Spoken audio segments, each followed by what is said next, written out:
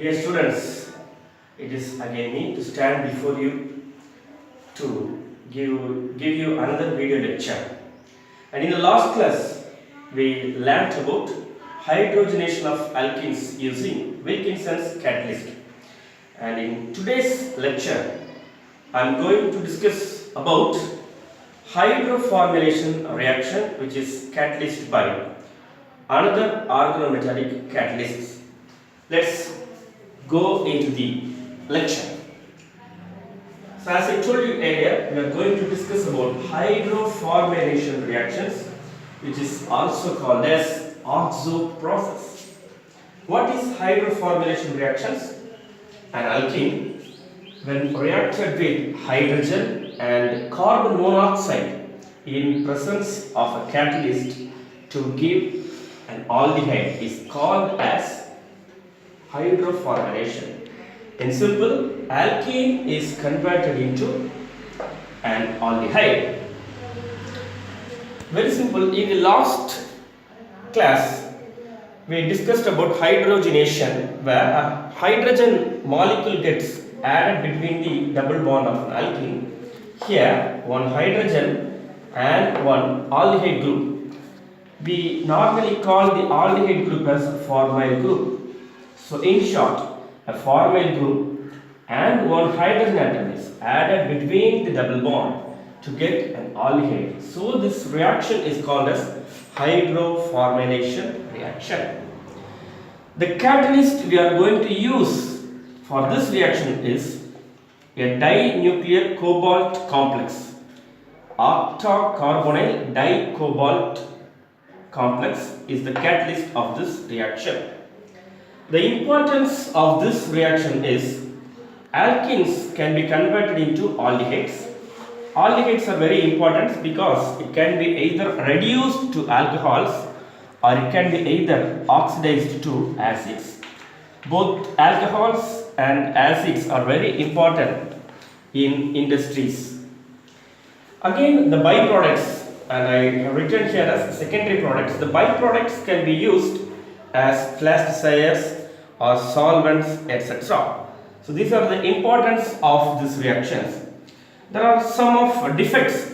I have put only two defects. The first one is this reaction involves, or it takes 150 degrees centigrade and 200 atmospheric pressure to convert the alkene into aldehyde.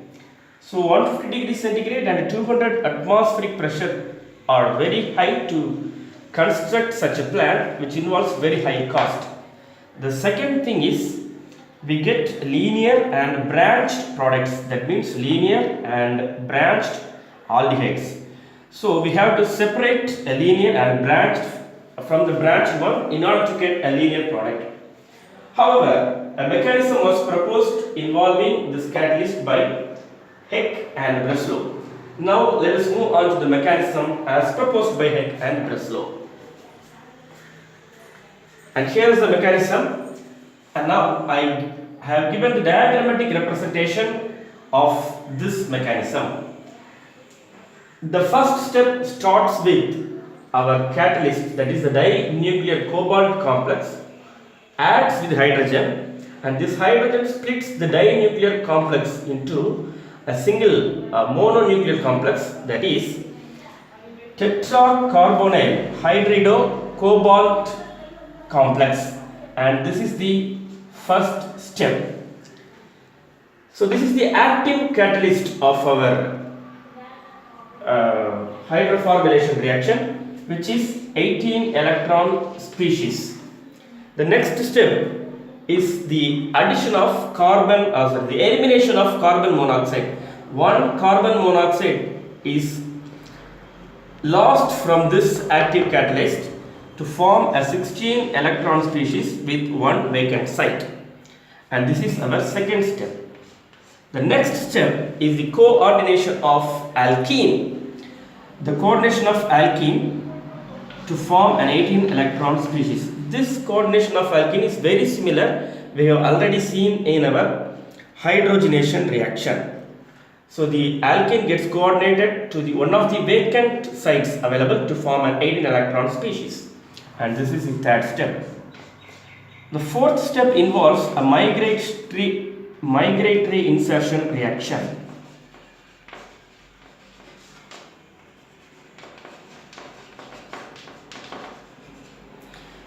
This migratory insertion reaction is also very similar to what we have studied in our hydrogenation, where a hydrogen gets migrated to the alkene, but in this catalyst our alkene gets migrated from its position to cobalt and hydrogen to form an alkyl complex.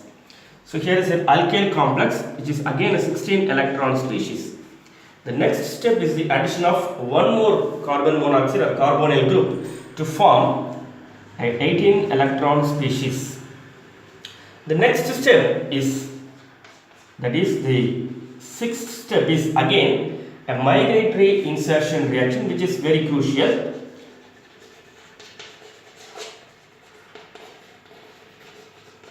Why I am telling it is very crucial? Because here you can see 1, 2, 3, 4. There are 4 carbonyl groups directly attached, but one of the carbonyl group is shifted from its position between the cobalt and alkyl group to form an acyl group. Here I have shown there are 4 carbon monoxide and 1 carbon monoxide, that is carbonyl group, is shifted and inserted between the cobalt and the alkyl group to form an acyl group. The next step, that is the final step, is again the addition of hydrogen. One hydrogen gets added to this acyl group to form our product, that is the aldehyde, and another hydrogen gets added with the cobalt, which is the leaving after this group left from the cobalt. One more vacant site is obtained and the hydrogen gets added with this to produce or regenerate our catalyst, our active catalyst. So here also the mechanism starts from here and goes on with several intermediates and ends up with the same active catalyst, and the cycle goes on as all the reactants gets converted into the products.